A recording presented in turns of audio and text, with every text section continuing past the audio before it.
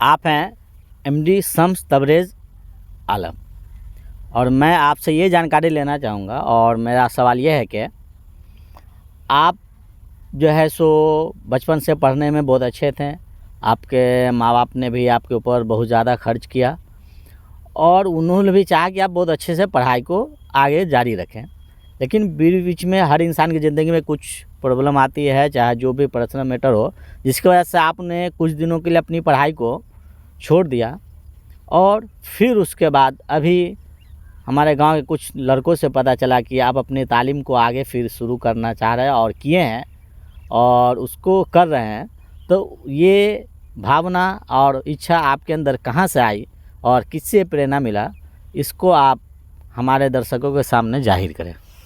जी, पढ़ाई तो मेरी मतलब स्टार्टिंग से कर रहे थे हम।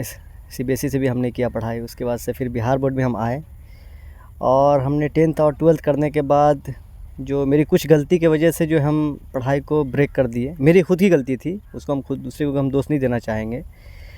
और उसके बाद से हम पढ़ाई छोड़ दिए। उसके बाद से गार्जियन भी प्रेशर दिए कि आप पढ़ो, भाई भी प्रेशर दिया, सब लोग प्रेशर दिए, लेकिन हम बाहर चले गए कमाने के लिए। उस दौरान काफ़ी परिस्थिति ख़राब हो गई थी, अब्बू की तबीयत भी ख़राब हो गई थी, तो इस हिसाब से हमको वहाँ जाना पड़ा।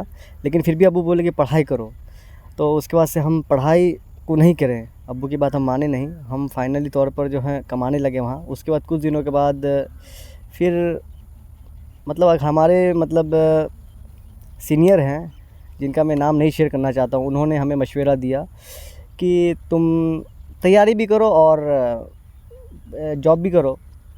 तो हम वहीं जॉब भी करते थे, तैयारी भी करते थे। तो उस दौरान हम बीच में पेपर भी दिए थे, तो पेपर के हिसाब से अभी पेपर हुआ था, लेकिन अभी रिज़ल्ट नहीं आया फाइनल तौर पर। और एक बात बताना चाहते हैं कि गांव में बहुत सारे लोग बोलते हैं कि तुम अंडरग्राउंड हो गया वगैरह वगैरह, काफ़ी चीज़ बातें हो रही है, लेकिन हम इस तरह से भी पढ़ाई लिखाई कुछ भी नहीं कर रहे हैं।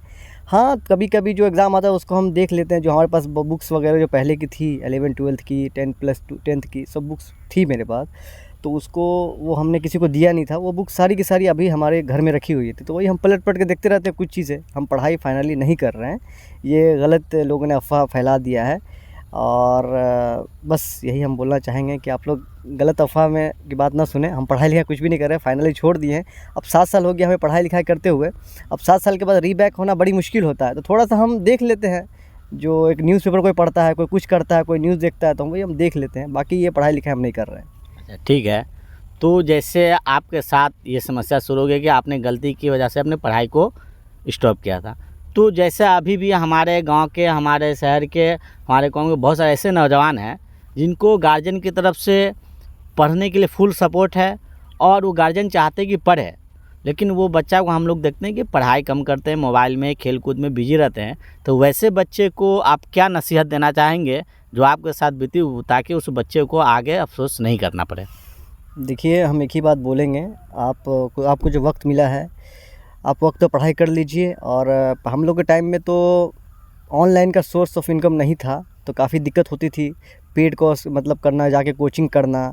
और मान लीजिए हम कुछ छुट्टी भी मारते थे तो वो हमें रिकवर करने में टाइम लगता था। लेकिन आपके पास ऑनलाइन अवेलेबल है, आप ऑनलाइन से भी पढ़ सकते हैं, लेकिन ईमानदारी से पढ़िए। हम रिक्वेस्ट करेंगे आप सभी से कि जो आपको वक्त मिला है आप पढ़ाई कीजिए। अगर जो बच्चा 1 साल तक अच्छे तरीके से मेहनत करता है तो कहीं ना कहीं वो कामयाब हो जाता है। बजाते उसको मतलब पेशेंस रखना बहुत ज़रूरी है, क्योंकि कभी ऊपर नीचे होता रहता है, हर किसी के जीवन में ऊपर नीचे होता रहता है।